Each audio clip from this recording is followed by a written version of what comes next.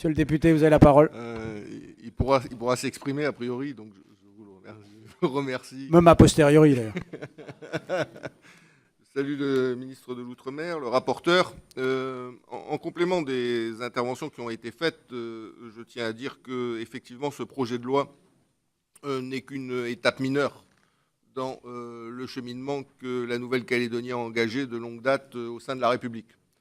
Je souhaiterais toutefois rappeler aux membres de la commission, même si les souvenirs sont probablement encore vivants dans toutes les mémoires, que ce chemin a été parsemé de ronces et que celles-ci ont parfois, à différents niveaux, conduit la Nouvelle-Calédonie à voir une partie de son peuple s'opposer à une autre partie. C'est bien sûr les événements qu'on appelle de 84, qui ont conduit au total 70 à 80 Calédoniens à perdre la vie tout au long des ce qu'on appelle les années de cendres que nous avons connues. Ces événements de 84 ont été à un moment donné émaillés par un instant démocratique qui était le référendum Ponce. Je le rappelle parce que c'est un référendum qui était pour ou contre l'indépendance et où nous sommes allés les uns et les autres voter pour affirmer notre volonté en ce qui concerne l'avenir du pays. Le vote a été très largement opposé à l'indépendance de la Nouvelle-Calédonie. Pour autant, 6 mois après, c'était Ouvéa. Le drame d'Ouvéa, avec 6 militaires qui ont perdu la vie, 4 gendarmes et 2 parachutistes, et 19 militants indépendantistes qui ont été tués lors de l'assaut de la grotte.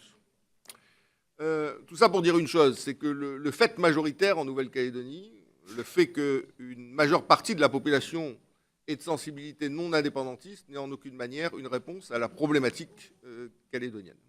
Et que certes, il y a une volonté d'indépendance qui s'exprime au travers d'une part de la population, qu'elle est forte, puisque la minorité indépendantiste, au travers de tous les scrutins, représente aux alentours de 40% des voix.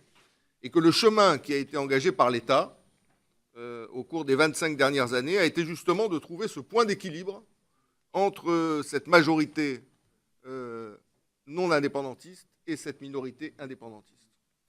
Ce point d'équilibre a été trouvé en 2 étapes. La première étape, c'est ce que rappelait le rapporteur, c'est l'étape dite des accords de Matignon, sous la présidence à l'époque du Premier ministre, qui était Michel Rocard, et qui a conduit à un partage du pouvoir politique. C'est la création des provinces, c'est-à-dire donner le pouvoir aux indépendantistes là où ils sont majoritaires, avec des compétences très élargies, puisque les provinces ont une compétence de droit commun. C'était une manière, en clair, de contourner le fait majoritaire lié à un exercice démocratique classique. En même temps, ces accords de Matignon ont été également des pas engagés sur la voie de ce qu'on appelle chez nous le rééquilibrage. Le rééquilibrage a en réalité 2 déclinaisons. Une déclinaison géographique, que toute l'activité économique ne soit pas essentiellement consacrée sur Nouméa et sur la province sud, mais qu'elle puisse également avoir ses ramifications dans le nord et dans les îles. Et puis un rééquilibrage ethnique, faire en sorte que les populations kanaks soient mieux représentées au travers des différentes responsabilités institutionnelles, bien sûr, mais aussi économiques et de manière plus générale dans la société civile. Je rappelle ce chemin parce qu'au bout des accords de Matignon était aussi prévu un référendum en 1998, où on devait voter pour ou contre l'indépendance. Et finalement, les partis locaux ont su se rassembler pour dire non, ce référendum ne va rien régler, il va une nouvelle fois dresser les Calédoniens les uns contre les autres, donc essayons de trouver un autre chemin. Et cet autre chemin a été trouvé, c'est ce qu'on appelle l'accord de Nouméa, donc pas un référendum pour ou contre l'indépendance, mais un référendum sur un nouvel accord d'émancipation et de décolonisation au sein de la République. C'est cet accord qui a conduit donc le Parlement à se réunir en congrès à Versailles pour modifier la Constitution de la République et mettre la Nouvelle-Calédonie sur le chemin donc de l'accord de Nouméa. Nous arrivons aujourd'hui dans le dernier quart de cet accord, puisque comme l'a rappelé le rapporteur, entre 2014 et 2018, il est prévu un référendum pour ou contre l'indépendance de la Nouvelle-Calédonie.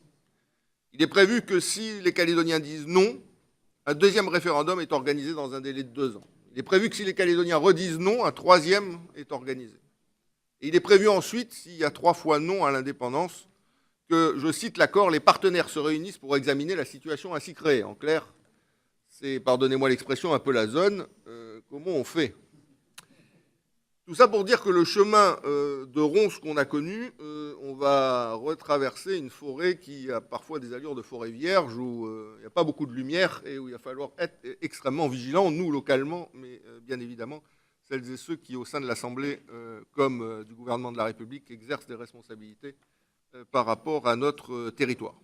Nous avons progressé ces 15 dernières années, hein, il faut le dire. Nous nous sommes émancipés. Oui, nous exerçons aujourd'hui quasiment toutes les compétences, sauf les compétences régaliennes.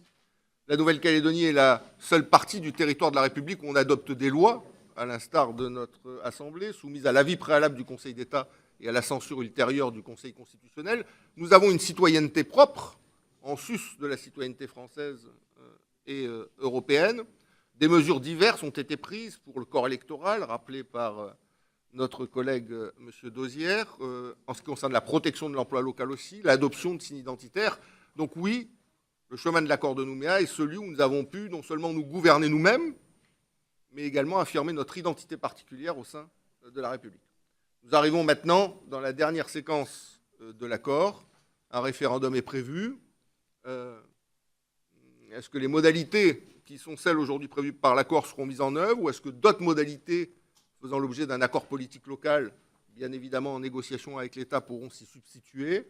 Le Premier ministre, lors de son passage en Nouvelle-Calédonie, a ouvert la voie sur cette ligne-là en indiquant que l'accord de Nouméa a vocation à être appliqué, sauf si un accord politique local permet de substituer à la question prévue par l'accord une autre question sur l'avenir du pays. Donc voilà le chemin dans lequel on est engagé. Sur ce chemin-là, cette loi intervient. Elle a un aspect, comme l'a dit le rapporteur à juste titre, à la fois technique et qui rassemble la quasi-totalité des formations politiques du Congrès, puisque, y compris les amendements que je présente, ont obtenu pour la quasi-totalité d'entre eux l'avis unanime du Congrès. Le sujet d'importance dans cette loi, c'est la possibilité pour la Nouvelle-Calédonie de créer des autorités administratives indépendantes, donc nouvelle compétence qui nous est conférée, elle n'est pas mince. Et en l'espèce, c'est surtout pour créer une autorité de la concurrence, disposant d'un véritable pouvoir d'enquête et de sanction, de façon à ce que localement, notre petite île, qui, comme hélas toutes les petites îles, fait l'objet de situations monopolistiques ou duopolistiques qui contribuent de manière puissante à la cherté de la vie, notre petite île puisse avoir une autorité qui mettra en œuvre ce qu'on appelle chez nous la loi antitrust, de façon à éviter que des concentrations excessives dans certains secteurs d'activité conduisent à ce que le pouvoir d'achat des Calédoniens soit très fortement handicapé. Voilà, Monsieur le Président, quelques mots que je souhaitais prononcer en ouverture de nos travaux.